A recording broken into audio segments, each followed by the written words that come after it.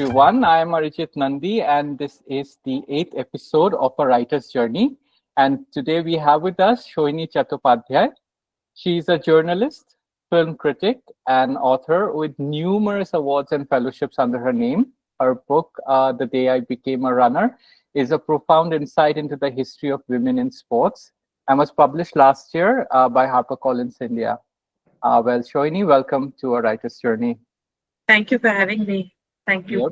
Yep. Sohini, to begin the session, can you tell us first, about the early years in your writing journey, perhaps from the time you began your career as a journalist? Sure. I should also thank one note of thanks also to Prayag. I was very delighted with that lovely reel you prepared. So thank you also for putting in that effort for social media. And it's very nice. So I also owe this to Prayag.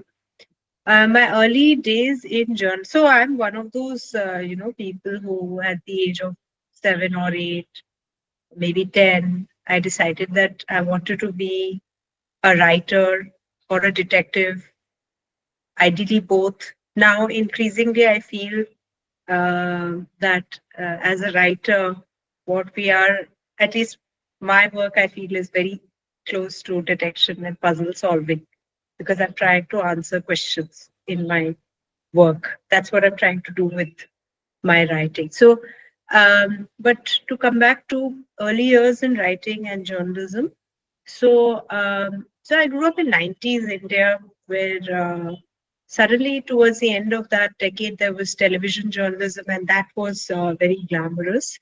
But otherwise, writing as a career, of course, it also, the late 90s. Thanks to that, I think that's when liberalization. I know the date actually is 91, 24th July 1991 to be specific, but uh, the way in which liberalization sort of arrived and stamped itself in our consciousness in one way was, of course, Sushmita Sen and Aishwarya Rai and a whole lot of people winning Miss Universe. And I think in that decade, there were some 3 Miss Worlds, 2 Miss Universes from India. And the other thing was Arundhati Roy's Booker Prize, and also just the magazine coverification of some superstar and very good writers. Actually, they continue to hold our attention. But Vikram Seth, Arundhati Roy, Amitav Ghosh, these were the figures of the 90s.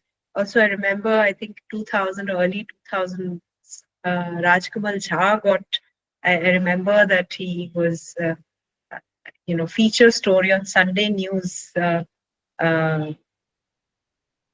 Sunday News Bulletin, the first Indian writer to get 7-figure advance. But so this was all happening at one level. But I come from a middle class, upper caste Bengali family, and to them, writing as a career didn't make any sense. So the people who wrote were people who could afford that. So it was either Tagore, and it was always told to me that Tagore could afford this lifestyle, and also he made himself very useful to his family because that's what he did during the day. He used to actually go and collect and manage estates and estate money. And he was also, that was also the formation of Tagore, the social conscience, the educationist, the philosopher. But that's a different thing. But that was the belief in my family. And you must remember that Bengalis are, that a community, at least upper caste Bengalis, they became clerks largely, generally speaking, for the East India Company. So we have a very salaried mindset. So if you have to, draw a salary, then it seemed to me that maybe journalism was this, this compromise path. That also, another thing is that I remember my grandfather was an academic, but already there were courses and degrees in creative writing. And so some people we knew, for instance, the other Vikram of the early 2000s is Vikram Chandra, who did a degree in creative writing, and if I'm not mistaken, still teaches creative writing. But so these things were beginning to come to us through the internet. I remember we got a computer in '99, and then a VSNL connection. So the world was opening up in those ways to me. But my grandfather said that nobody should, it's very wasteful to learn things like writing. And reading and writing are things you do in primary school. There's nothing to learn about write. It's not a view that I believe in, because if you're doing it yourself, which is learning by discovering, then it can take up to a decade and more, which is what I used journalism for. Then I had to carve my way through that. I had to make because if you're working for a journalistic organization, whether it's a large newspaper or a medium sized local uh, newspaper, or my first job was with the Times of India's Kolkata edition, which is a big, behemoth, but a city edition. But a behemoth has its own logic. But actually, most newsrooms will work according to their own logic. So whether it's a small boutique magazine. So I spent a lot of time, almost 8 years, working for a small magazine, which was at the time a good and independent voice. And now it is no longer. It's a very right wing and very much a propaganda voice, but open. I worked in open, and so so I had to like constantly think about how can I learn to write better. One of the things working in one of the definite advantages that working in journalism teaches you is editing your own work. So that's a good lesson to have, and also to think in terms of headlines. And that's also something that I still do, that I always like to have a title. Doesn't mean that it's not going to change. It keeps changing. I keep returning to it, changing it, then setting it, but it acts as a sort of searchlight showing the way ahead. So that's one of the advantages. The other advantage, at least, I started working in the 2000s. The 2000s was a boom period for the media. So in that time, you could have a good 10 years or 8, 9 years. And there was a lot of money. If you remember, that is, 2004 is when Manmohan Singh became our prime minister. And we actually, uh, if you look back on it, I'm not making a political statement. I mean, everything is political, but objectively, if you look back at it, those were some fantastic years for the Indian economy. 2008 was a global financial crash, but it seemed that, at least looking back, that we sort of sailed through it.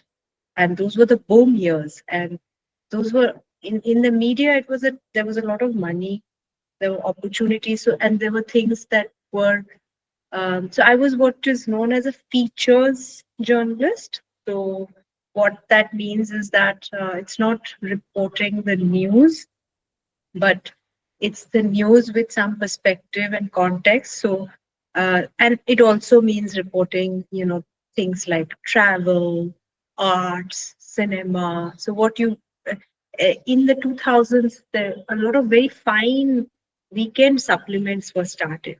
I remember Lounge was like the big launch product. So a Saturday and Sunday, that's what I used to do. I also used to edit a lot of copy. So one was self-editing, the other was this opportunity to, write and discover. These were new worlds in India. I'm talking about now, it's almost, well, not 2 decades ago, but 1.5 plus 18 years ago. So, art shows with video installations. Anjum Hassan wrote a wonderful and very comic novel set in that world called The Cosmopolitan. So it's very fertile material. Um, you're also sort of trying to wrap your head around, especially if you're a youngish journalist.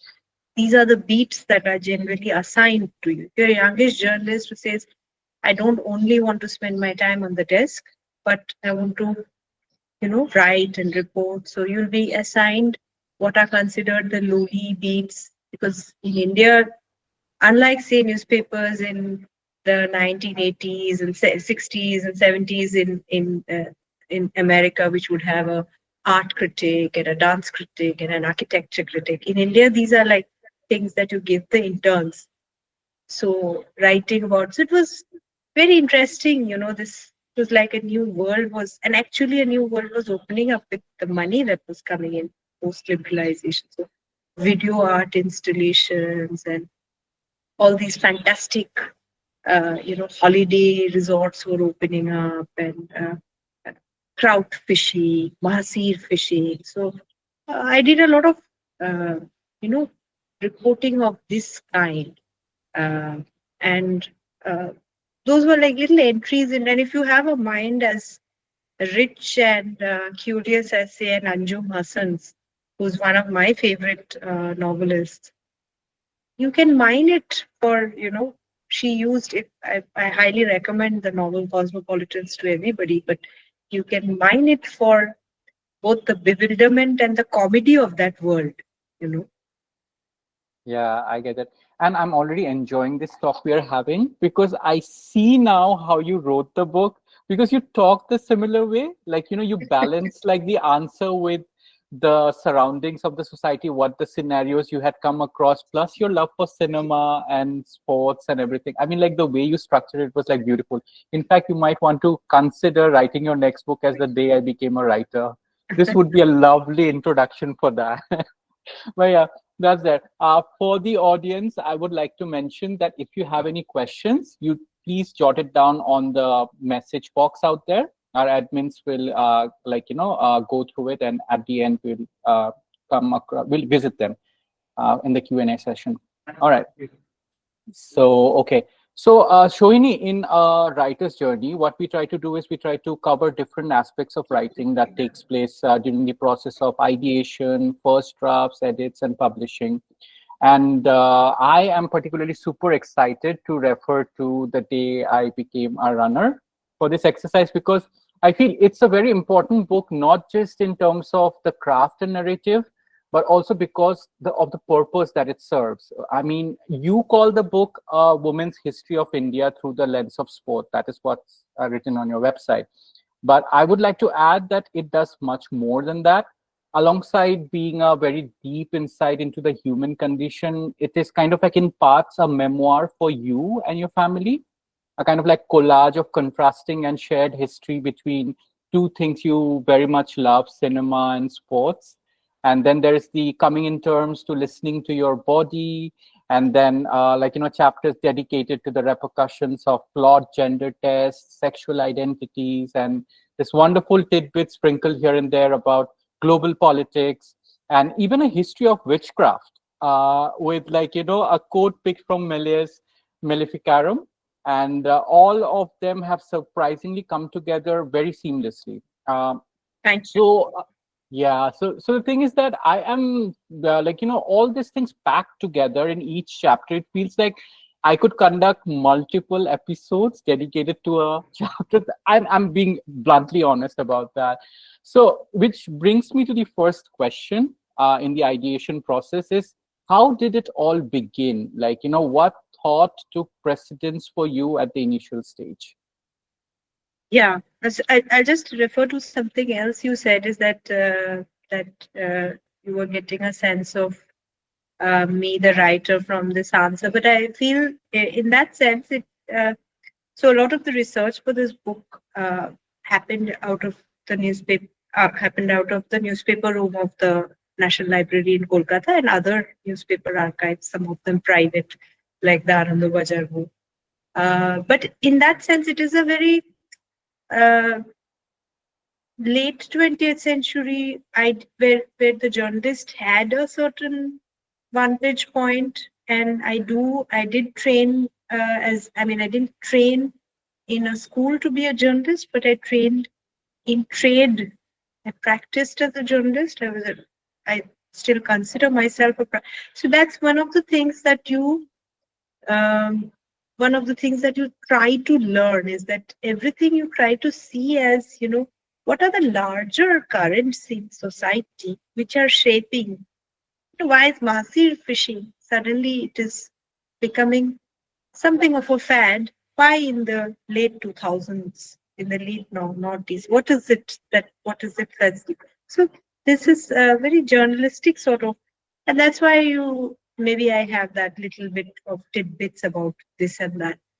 Um, about the book, you said what was the ideation? So again, partially journalistic, partially personal, just like I write in the book that the germ of the book came from my experience as a runner. And I began running in Delhi to, cope with grief. And when I used to run in Delhi, I used to run in what I called um, semi public space, which means these gated TDA colonies, but there are roads inside the colony. And very occasionally, I would step out onto the roads and quickly retreat back. So this this idea actually started in that experience of discomfort that I felt, and being I consider myself to be a very privileged identity in India across most axes except gender. So, I am upper middle class, upper caste, and and these things do matter actually. So, fair skinned, Anglophone, fairly uh, well dressed, urbane. And I worked as a journalist, so I was used to getting access. So and this is when I started realizing how much privilege I had in my body because the experience of running mostly in semi-public spaces in Delhi gave me the realize, and later on in other places in India, other places outside India, that um, here was a place where I was not welcome. That was my first um feeling. That was my first realization about. After I got used to running, that was that why am I not feeling? Because otherwise, I have.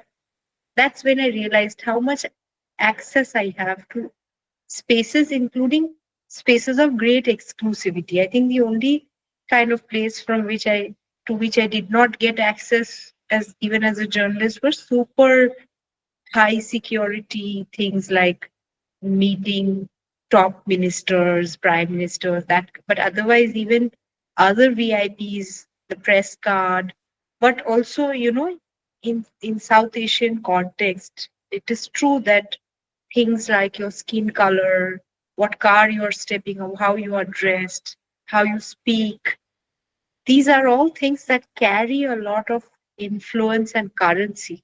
So I was so used to that experience that I started thinking this question that why do I feel like I don't belong? So that was the inquiry that was in my mind, and I was trying to answer that question, and not very consciously at first, but it became much more conscious several years later when this 23-year-old paramedical student was gang raped and murdered, and the I don't like using the media given name because her parents say that call her by her name. So Jyoti's, when that happened, then again, while there was a lot of empathy and national mourning for her, but there was also this uh, very horrible, those questions were there. If you remember, there was an MP who infamously said, painted and dented ladies for the protests that were Yes, happening, absolutely. particularly. Yeah. And the like we all know, I mean, the subtext is obvious, even though he never defined what dented painted ladies is. True. But that question had turned up even there, at Facebook. In those days, people used Facebook. I used to use it. So in Facebook conversations, it was all, oh, it was very bad. It should not have happened. It's such a brutal crime. But what was she doing there? Why was she out? outside, and that where was she going? So again, that focused, that inquiry, that question that was knocking around at the back of my mind, that why was I not welcome? So that sort of framed it as, um, why is women's citizenship in India not complete in the public space? It's not legitimate. Women's citizenship in India, I mean, unlike the UK or the US, unlike New Zealand, Australia, many other countries where there were suffragist movements, just in case anybody is unfamiliar with the term, it's the movement that lobbied to get women the vote. India, there was no suffragist movement as such, although there were internal dialogues within the national movement, within the National Congress. So there is a very interesting um, record of a meeting in 1918 where Sarojini Naidu is making a case for women to be given the vote because they will be good mothers and good wives. They will not interfere with public affairs and with the business of. So, in effect, making this distinction that we sort of know instinctively that I was referring to earlier, women's citizenship in the public space is not legitimate or incomplete. And so Sarojini Naidu had sort of framed it in this distinction between the private sphere of the home, of domesticity, and of duties. So citizenship as defined by the duties of motherhood, the duties of wifehood, vis-a-vis citizenship as defined by the public space, the public sphere, by rights, and the business of claiming rights. So that's like that horrible the winter of Jyoti Singh actually helped me clarify that question, that what I was facing was actually something every woman is facing. And therefore, the I in the title is every woman, actually, Yeah. or every non cis man, actually. That is the I. It's not me, but it's also me. So Mm. that incident helped me clarify that there is this, you know, yes, we are citizens. Uh, the vote gives us citizenship, but that citizenship is not complete. And of course, I don't mean this only for women. This book examines and maps citizenship of women. But if you look at it, it's very evident. Nirja Gopal Jayal, the political scientist, says that there's a very fine book that she's written called Citizenship and Its Discontents. And she says that politically, of course, we're all by the vote, or you can say electorally, we are all equal citizens. But financially, socially, most of all socially, because there's such great contestation about reservations, right? There's so much resentment that why should some people have so socially, financially, psychologically, emotionally, there's so many aspects to citizenship. The vote is only one aspect that gives us equality. It's very important though, because it's on the basis of the vote that we can demand that if we are equal in the laws, in the eyes of the polity or the constitution in this respect, why do we not have equality in other respects? But that was the idea, and it came from a bodily experience of my sense of not being welcome in public space, which I then sort of expanded into a political historical mapping of citizenship. All right. That's very profound. And while we're talking about this, like your how you began, like this is the way you actually came across your personal experiences, right, around you and everything. Now, moving to the part where you started interviewing the characters for your book, right? Could you tell us briefly about, what's your process with connecting and interviewing, again, arranging that whole lot of materials that you have? It could be research papers, voice notes, etc. So how do you arrange everything and then start your work? So this I can actually answer very briefly because I was very organized from the beginning. My idea was that I wanted to do a history of independent India through the lens of women runners. Not, I mean, it's sport, but specifically running because I thought it's the most minimal sport. It doesn't require any equipment, minimal costs, very little training to begin with. So with this thought, I sort of narrowed it down to one, roughly one runner per decade. And once I did that, like one or two were obvious. So Usha was the obvious one. But otherwise, broadly, if you see, the book has three sections. The first section is what you I would call early pioneers. So Mary D'Souza, Kamaljeet, Usha. Then the second section, when I was working on the book, was when the Duti Chand and the Pinky Pramanik's episode had just gotten over, and Duti Chand was. And I knew that this also, although this was not on my mind when I began the book, but I realized that this experience of citizenship and of sex rather than gender, because sports really looks at it as sex. Gender is, as we know, a matter of personal identification. But sports is not about that. It's about, are you male or are you female? You can be a trans woman or a trans man, but you compete in one or two. So this question I knew I would have to examine, and I decided that I would look at all three: Shanti, Pinky, and Bhuti, because the needle is moving with each of them. Shanti is dumped and forgotten. Pinky is wins her case in the Calcutta High Court, and Bhuti um, actually goes to Government of India goes to the quote unquote Supreme Court of Sport in Switzerland. So he gets government support. So the needle is moved. So I had to tell this aspect of sex and citizenship. And the final third section of the book is roughly talking about a post liberalization period, like 2000 onwards. So this was the way in which I divided up the book, the chapters, and then so the middle section I knew I would have to write about all these three.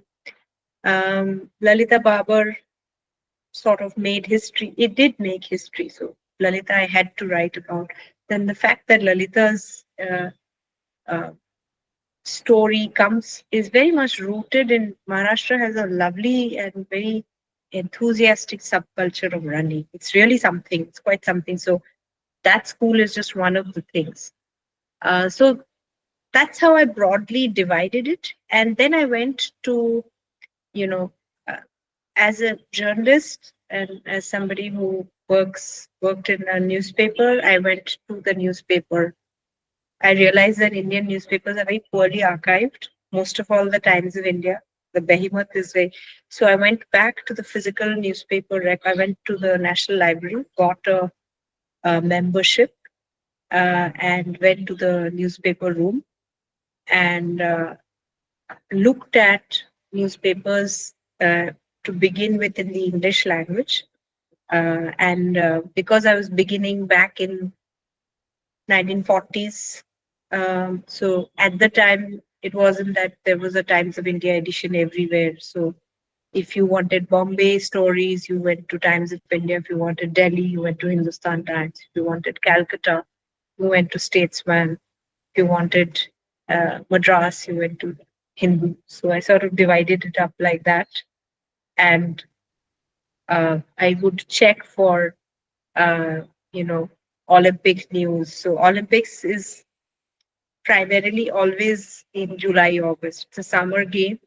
So those every 4 years, I would look at the report. Besides, I'd already, made a little chart of the probable athletes I wanted to map.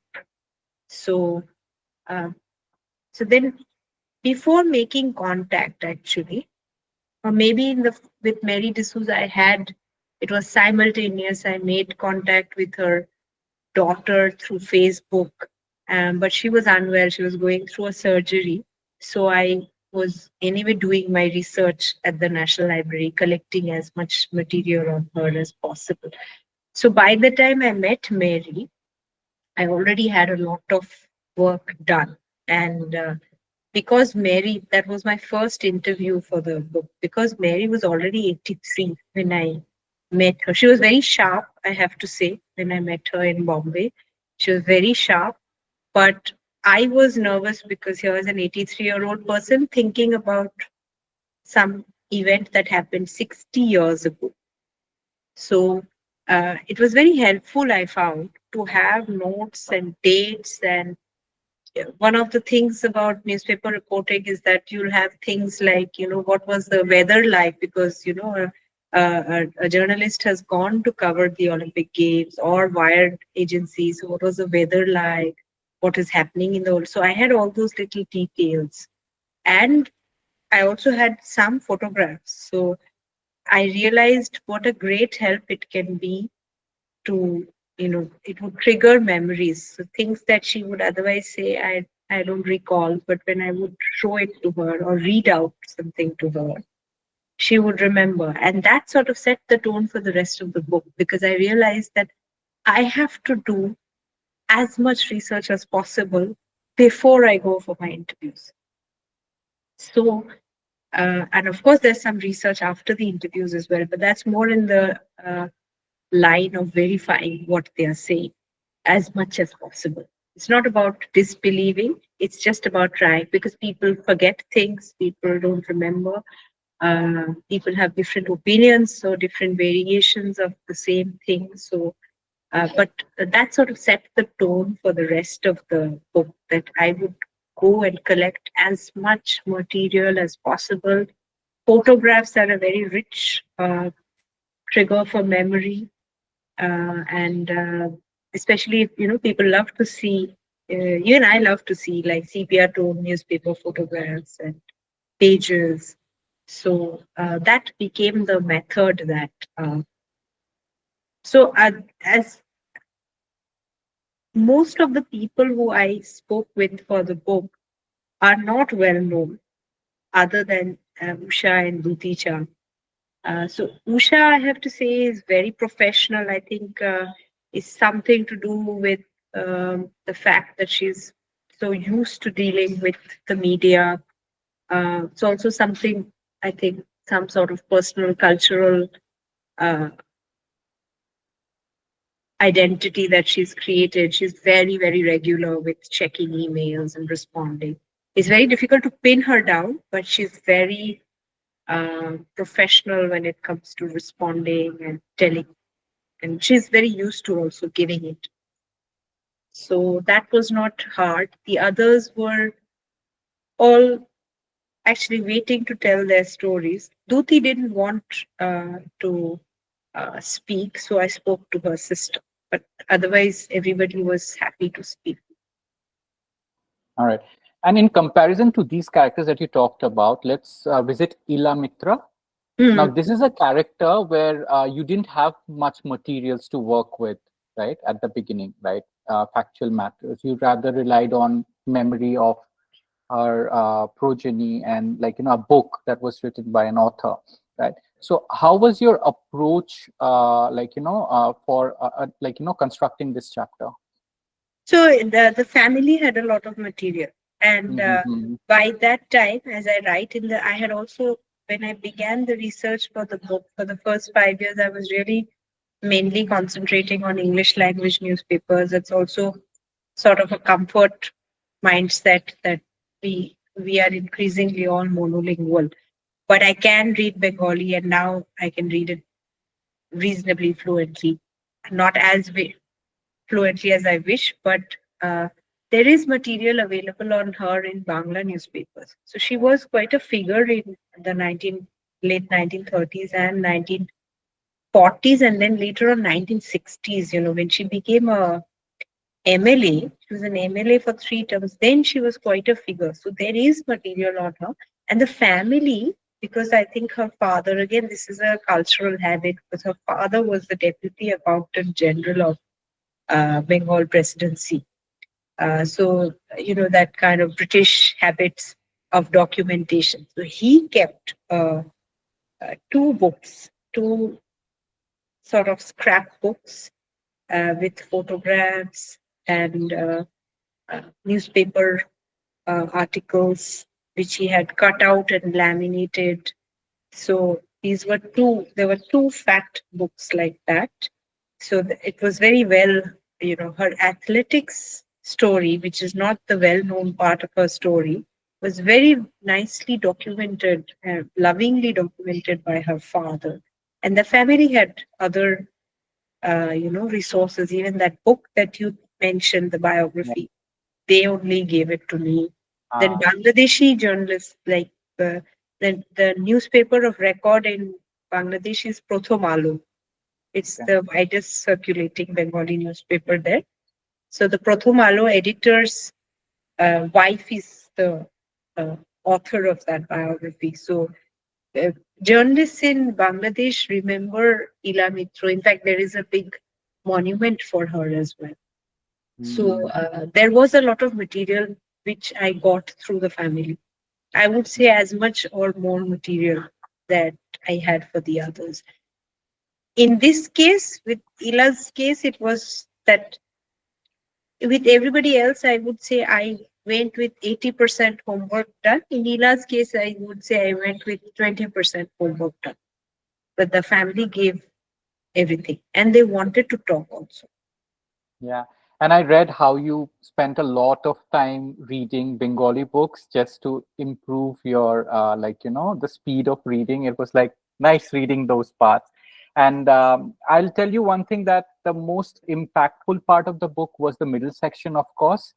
It was so profound, so deep. I was like in awe by the way you've put it up, and congratulations for bringing it out in such details. You've explored it really well, and I would recommend everybody to actually, when you pick up the book, definitely don't miss out the middle section. It is very, very powerful. So yeah. So Shohini, I would like to ask you a much more candid question now. It's more about your writing process and your daily habits. Okay, so what does your typical writing day look like for you?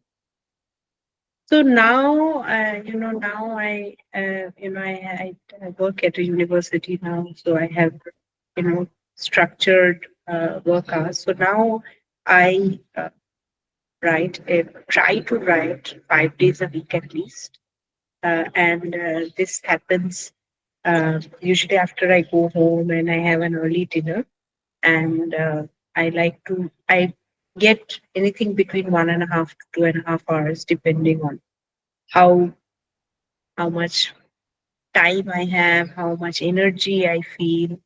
But I try to be as regular as possible, and I try to structure my writing time in the sense that I like to like I'm working on two potential book projects. So for one I've written a proposal. Right now I'm writing a proposal for the second one. So that proposal writing is has become a very important part of working on a project, because it's like I'm mapping out what is the uh, scope of the project. So whether first it's a good way to obviously reach out to publishers, but it's also for me, it gives me a map so that I don't feel like, anyway, as writers, we don't like the blank screen or the blank page, right? So this is like some writers like to work with index cards, and so I like to work with, a proposal, and the eventual project always moves away a little bit or a lot from the proposal, but it helps me to think that there is a plan, that this is what I need to, this is how much. So I sort of write an introduction, then I write the chapterization, that this is what I deal with in this chapter. That's what I'm doing now. And I find it helps me plan the writing part as well. And the other thing I follow as a writing rule is that I always like to end at, finish the work for the day when I feel like I can go on for another 10 minutes. I like to end it there so that because then the next day I'm not starting at a complete blank. So that's like a practical thing that actually another writer told me that you should always uh, finish for the day. I mean, obviously, I have a certain like in my mind. I have these days I don't go by 300 words or 500 words. These days I'm going to write this only one chapter or two chapters like that, or one chapter, one section. But I still follow that principle that when I feel like I have the idea for the next paragraph, I stop so that the next day I'm sort of subconsciously thinking about that idea for the next paragraph. And so when I start, I'm not, staring at a blank screen for too long. So that's my writing habit now. That's awesome. And was that Raja in the background barking? No, no, he's in Calcutta. I'm in Ahmedabad. All right, okay, awesome. So, yeah, for others, Raja is Sohini's lab brother. Very cutely mentioned in her acknowledgements, but yeah, all right. Sohini, I realized that, another book which has come out at the same time as mine, Radhika Ankar's Fire on the Ganges. She has also thanked her golden retriever at the exact place where I have thanked the Labrador. yeah, that was really sweet. That was really sweet. So, Shoini, before I move on to the next question, can I have a small request? I mean, Yeah, can we extend our duration to another 10-15 minutes yeah, beyond the 1 hour so that we can cover the Q&As as well? Right? yeah. All right, awesome. Thank you so much. So 5:15, right? We can. It's 7. It's sorry, 6:15, right? 6:15, we can wrap up, right? All right, okay. All right, awesome. So we will have enough time. We can address a few more questions. You have mentioned about your focus points on your first draft. Now, can you tell us about the editing phase? I want to ask you, Editing. yeah, how do you analyze what you've already written? How do you elevate your prose? And is it like something that has come out of habit with your journalism experiences, or you follow a So certain one strategy? habit is that I'm constantly, so that's a good habit and also not a good habit. So if you're constantly in re-editing mode, but um ended up doing almost 20 drafts of the book eventually. But every draft was already a fairly edited draft because I'm constant. So that's not a great idea. In some respects, it's a good idea to have a sense of, what's not working right away.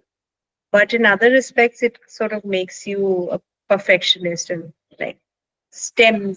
like checks your flow. So it's not a good idea. That's why I'm very much onto this current method of, writing and like stopping writing when I already have the idea for the next paragraph and so that I feel that a done draft is a good thing and then you can improve it and then you can further improve it. But perfection is a problematic attitude.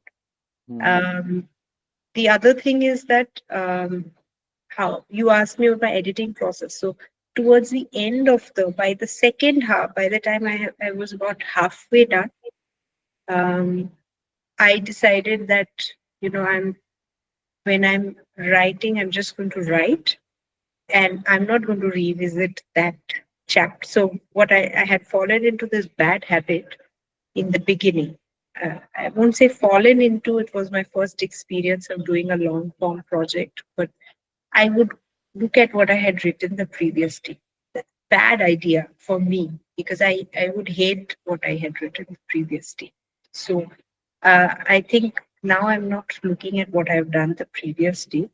And what I like to do, and which brought me a lot of, I think, speed and improvement towards the end, was from about chapter 7 onwards.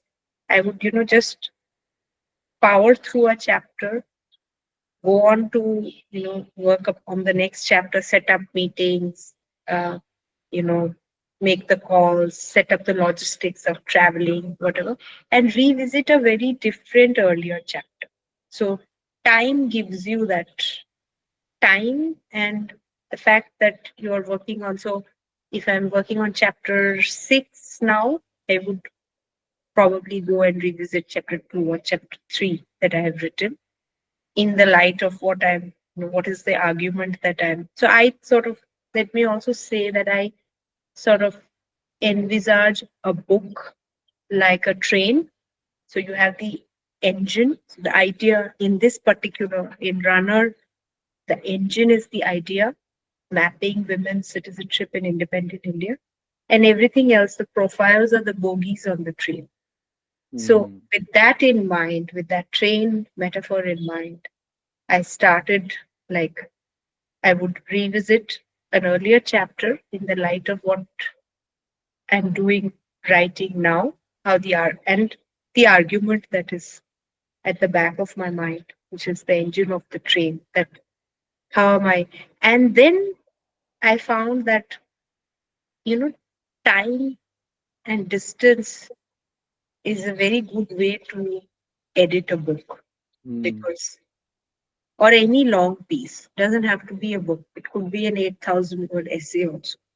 But right after you finish writing it, best to, either go on a 3 4 day or 1 week holiday, or to travel for something else, or jump into something else, revisit it later. All right, all right. That makes sense. That really does.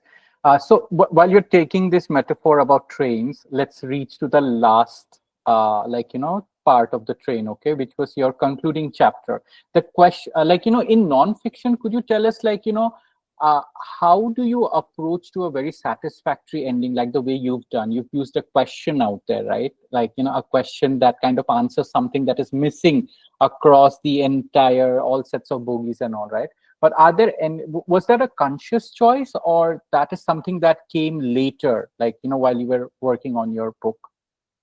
My so I like to think of my book as having like two endings. So I like to think that the narrative per se ends with the Ilamitra chapter, because it sort of takes you back to the, and that is an idea that I had towards the end of the book project, that I wanted to end rather than I was going in a linear way, and it is a linear way, but because I was writing this during 2020, during the first and second lockdowns, and absolute scenes of devastation and ravage on social media and news media.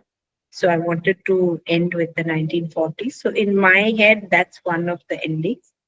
But I got the New India Foundation Fellowship also around the same time. And for that, so if you don't know, for those people who don't know, it's a very generous, by Indian standards, it's a very generous fellowship for writing a non-fiction project, which is has to be about post-independent India, but it's a very broad interpretation of post-independent India. It could be something like, it could be even like the shadow of the permanent settlement on land rights. So permanent settlement is 1793, right? But the permanent settlement had such a strong reshaping effect on land and political rights in India that even today land rights continue to True. be, and land politics continues to be shaped by the permanent settlement. So it's a very broad interpretation, anything to do with. So, and it gives you 18 lakh rupees. At the moment, it opens every 2 years. So 2024 is an application year. The application's window closes 31st of December. And it was started by Ramchandra Guha and London Nilkari. And so it you have to, there's a written submission. You have to give about 10,000 words, 5,000 plus 5,000 of a project to the fellowship application. And then there's a shortlisting and they call you for an interview. So it was at the interview for the NIF that this was Ram Guha. He was sort of the chair of the interview board. So this was Ram's concluding remark to me, that um, if you are, by which time I had made my presentation and said that this is a book about mapping citizenship, women's citizenship in post-independent India. So he said that if this is a history of women's citizenship in independent India, then you will have to answer somewhere in the book where is the Muslim citizen, because you have an East Indian Catholic, you have a Sikhni, you have a Bengali communist and atheist. So where is the Muslim woman? So he said that I have to address it somewhere. And at first I thought I would introduce it in the, maybe one paragraph, 200 odd words in half a page, the introduction. No, the introduction has a bit section, no, where I lay out the chapters. So just one. Yeah. But then when I was writing it, I felt like, so maybe it is the film critic in me, but I realized that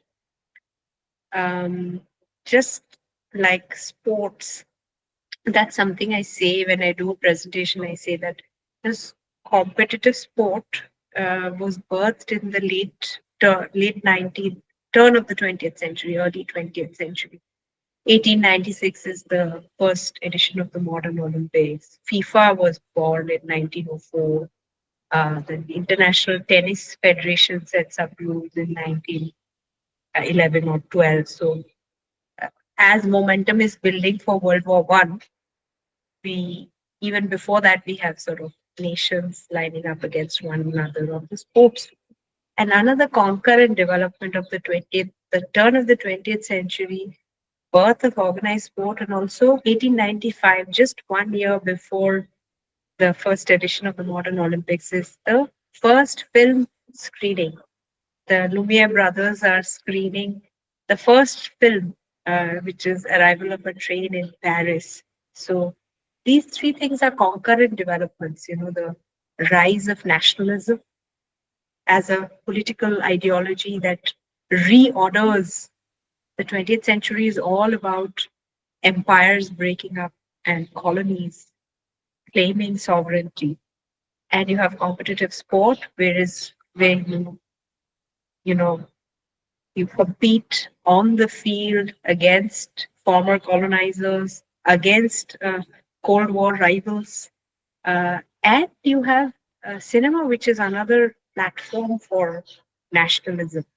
So I was also thinking a lot about the 1936 Olympics, the Berlin Olympics. So it was while I was working, I was introducing this Muslim thing inside the introduction, and there is a section, one paragraph or two, where I talk about 1936 and Jesse Owens, and so I remember that Leni Riefenstahl, who was one of the finest filmmakers of her day, but today known only as a Nazi propagandist.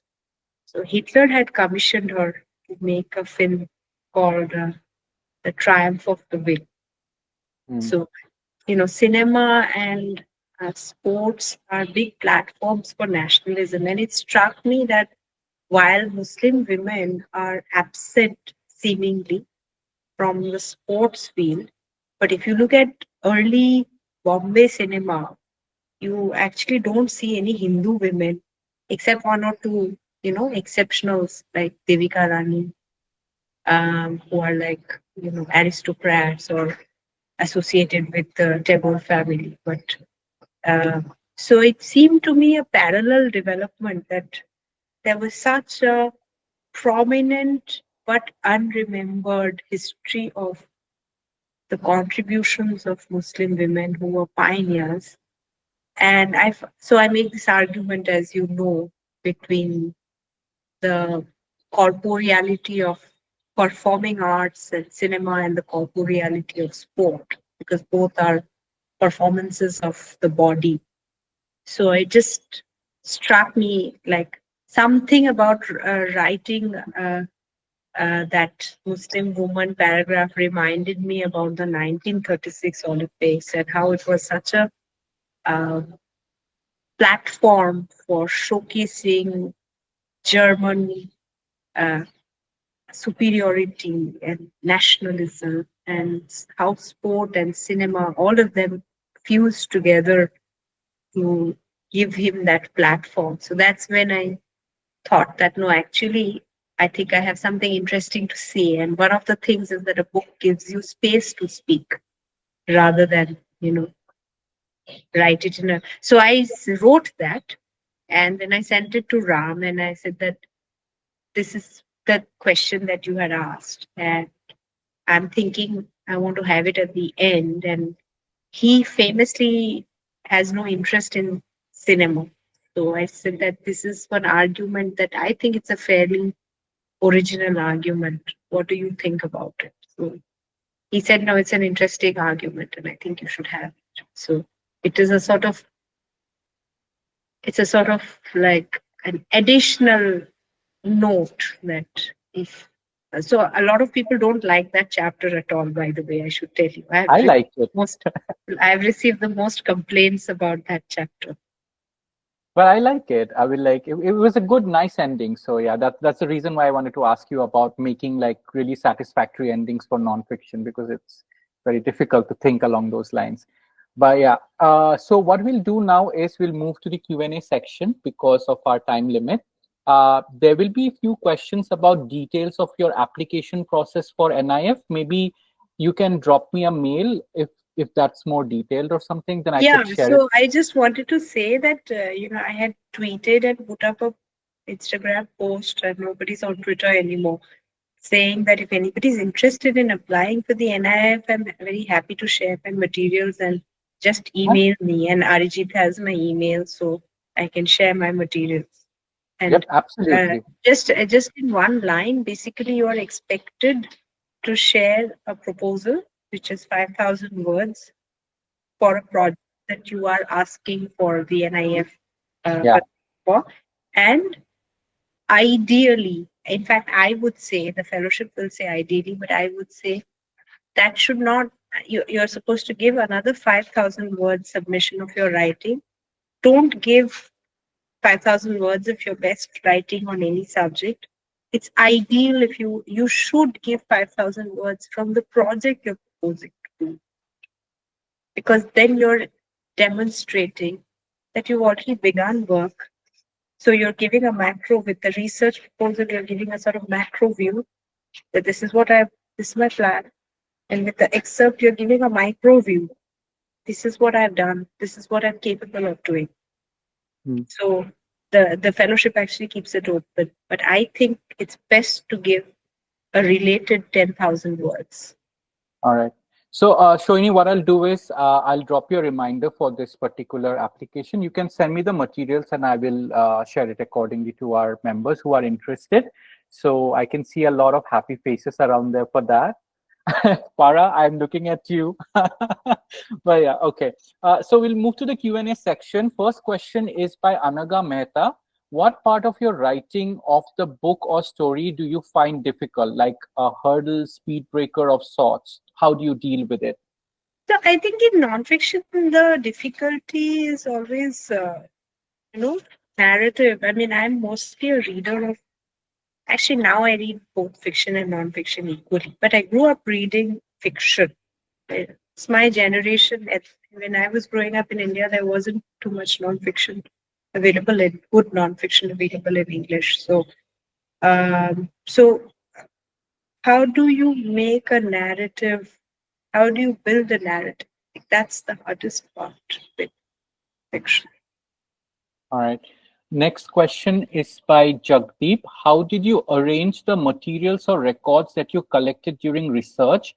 Was this part-wise bifurcation of the book ready with you before you began writing, or did that happen during the course of writing and accordingly the material was organized? So it's more about organizing your materials. How do you actually do that? So, of all things, I think part of this I've answered when I said that I already had a plan, and I also said that even for my subsequent books, I like having a proposal down because it sort of gives me a plan, and also a plan also allows you to have plan Bs and plan C. So if something is not working out, you work on another chapters. Well, both that chapters are not working out, you work on different sections.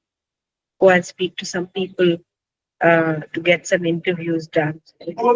Just read some research. So there's a plan that I like to go by. Have a plan now, and then Mhm. work according to that. Otherwise, it was, I tried to, with this book, I would, in the beginning, I was trying to go, you know, by chronology. So from one chapter, then I realized that that's not going to work. I have to interview whoever I can whenever they give me time. But because I had this process of doing as much research as possible, so before I met. So I was always researching. So if there were very lean phases when no interviews were happening, I was spending 3, 4 days a week at the National Library taking notes. So I was getting my research work done. Mm. So that's one.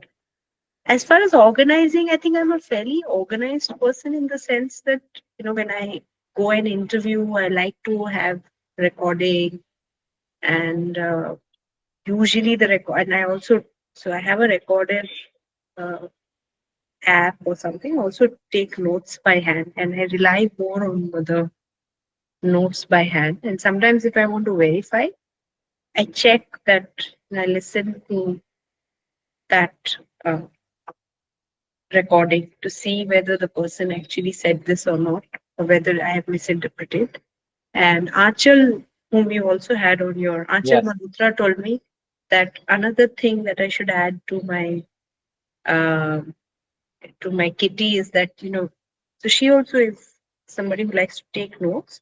So she said, whenever I'm taking a note, I should also look at what the recorder timing is and take that timing also down so that I'm not Mm. having to listen to the whole recording when Mm. I'm verifying. So then that makes best use of technology and the human, Yes.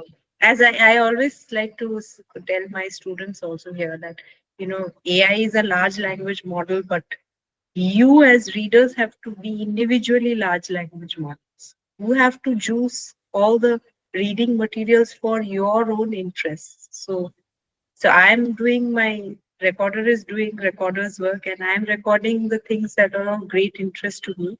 And now I have Achal's tip that when I'm writing something particularly interesting, I'm also looking at the recorder to see what minute it is and just noting that down. Nothing better than fellow authors helping each other out in the process, right? But that's what we are all here for. So yeah, Sharmila has the next question. She asks, can you give any tips on how to make nonfiction book interesting and engaging while being informative? So one of my uh, I think philosophies, or I should say arguments, is uh, that real life is, obviously we know, or everybody knows this, real life is never as interesting as a fictional life, and fiction is very much a curation of somebody's life story, right? But so if you feel like a character who you thought was very interesting and whose journey you are tracking, but that arc is not coming, you're by the end, there's a lot of interesting things that have happened, but finally the arc is, but you've already decided that this character will be one of my central characters. But that arc is no, but in nonfiction you can't make up, you should not, and you should absolutely not make up anything to fit an arc. Then what, the thing that can move is your own understanding, how your understanding of that reality or of that situation or of yourself has changed. And so that was there a lot in my book, I think. I have a lot of my understanding that comes in wherever I feel like the characters. So in one of the chapters, for instance, like Pinky Pramanik suddenly, as I say, ghosted me. So she just said that I don't want to talk to you anymore. So in that chapter, it's just me trying to understand and trying to make sense of. So that is something that you can get. Your characters are there, but in a non-fiction narrative, it's actually very interesting to have yourself. You may not be very prominent in your book, but it's actually interesting to have yourself also in the narrative, because then um, you can map that understanding, can be that narrative building. Yeah, and it gives a personal touch as well when you bring yourself into that whole narrative, right? But it wasn't to bring a personal touch, it was to build narrative. That so there were two things that I was trying to do with, so you mentioned, you rightly said that it's also a family history. So I thought that there are two threads of history. That's what I tried to do. The two threads of history in my book. One is the Mm, relatively public thread of the not very well known athletes, but still mm. relatively public. And then there's the private thread of a family history. That's Yeah. something that novelists often do. So Mm, Salman Rushdie with Midnight's Children, then Anita Desai with Clear Light of Day. Then very recently, Chitra Banerjee Divakaruni has done it with Independence, mm. story of two sisters. The family as a metaphor for South Asia and independence and the partition is something that South Asian novelists do a lot. So, Oh, so that was my thing. But uh, so that's, I guess, I would say that is like, don't put yourself out of the equation. mhm, So mhm. if you've built a narrative where you don't feature, but you may actually think that, okay, but can maybe I should bring myself in at certain points, and the arc of the story can also be your own understanding changing. All right, understood. So yeah, now I'll go for the last question, which is by Purnima Jha. For others, I'm sorry if I couldn't reach your questions because of limitation of time, but yeah, we'll try to reach out to Sohini personally on Instagram. I'm sure she'll be happy to answer those. But yeah, Purnima Jha's question is: how can one write on an athlete who inspires you but is not available or accessible for interviews?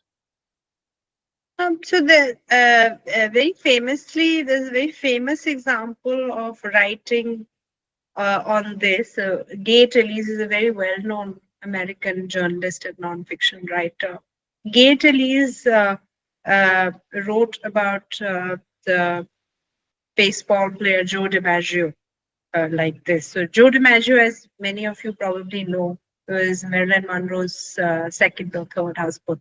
Absolute superstar of baseball. Is There's this line in that song, Mrs. Robinson, "Where have you gone, Joe DiMaggio? Our nation turns its lonely eyes to." Yeah. Uh, so Joe DiMaggio he was supposed to, Kate Elise was supposed to write profile of Joe DiMaggio, and Joe would tell him, and he was traveling through the baseball season, and at every venue he would tell Gay that, "I'm just not feeling up to it. I'm going to talk to you in the next venue, and the next, and the next." And by the time this had happened half a dozen times, Kate Elise felt like we have to listen to our gut instincts. And his gut told him that this man just would not be interviewed. He didn't want to be interviewed. So what he did was he interviewed all the people around Kate Elise, people who knew him and worked with him. And when the stories started to echo each other, when he had at least three people saying the same stories, he would know that it's time to stop research in this particular aspect. So when the research was started to be confirmed that at least three people were saying the same story about, so in various aspects of jail. So that's a very famous example of writing about uh, somebody. So not just an athlete, just happens to be that Joe DiMaggio is an athlete. Writing about somebody who doesn't give you an interview. And then there's the other very rich material that we have is YouTube or interviews. So you can get a lot out of. In fact, for a lot of sports, including some of the athletes, I would watch their, because I'm not a sports reporter. I've never had access to sports events. So I would watch on YouTube whatever, even that gives you some idea of the action. So so that's another way of talking and rest. But this is a very well known approach after this famous story. It's a very famous story. I forget the title of it, but I think it's the last season of a hero or the lost season of a hero. But just give a search for Gay Talese plus GAYTALESE plus Joe DiMaggio profile, and you'll get it. You'll get the story also. It's very well. It's one of those things about how do you write about somebody who. And I think there's also another very good example in India is Veer Sanghvi writing about Amitabh Bachchan for India Today, where he just did a whole lovely essay about Amitabh, drawing from experiences of cinema halls and what people feel about Amitabh. Yep. All right. So that kind of like brings us to the end. Thank you Thank so you. much for sharing so much information to us. One small thing though, when do we expect your next work to come out, and what would it be about, if you are free to share that? No, I'm happy to. I mean, I'm one of those people who feels that the more I talk about my work, the more I'll punish myself into, shame myself into completing it. So I'm working on a book project on, and I came across an undiscovered archive on the Bengal famine of 1943. Also, byproduct of working on the Ila Mitra chapter. So it's an undiscovered archive, which is almost 2.5 years worth of newspaper journal work, and it's very interesting because it's the first archive I've seen which is not blaming the British alone, but also putting the responsibility for the 1943 famine on Bengali zamindars and Marwadi money lenders, shapes, Mm, mm, mm. and their hoarding. So it's a very important document of citizenship. Again, a subject that I have worked on for this book. So India is going to be independent, of course, sooner or later. In 1943, they don't know when, but it's imminent. But the ideas of what we owe each other as fellow beings, that it's not only the big bad colonizer, but we also owe each other something. So that is very rich. And I'm also working on a biography of Mahashweta Devi. So that's the other. Also, again, linked to the famine because she came of age. She's very much Ila Mitra's age. She was Yeah. born in 1926 and Ila was born in 1925.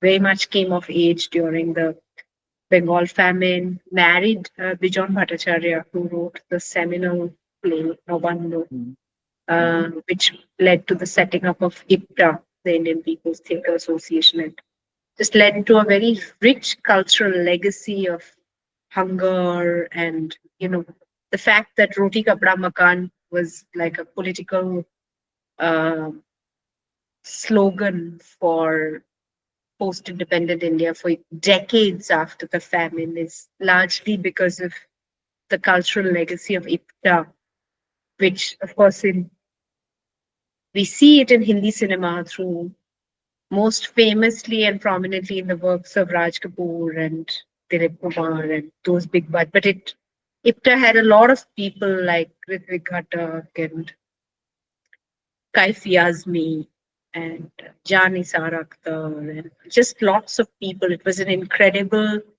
coming together of cultural talents for social political conscience.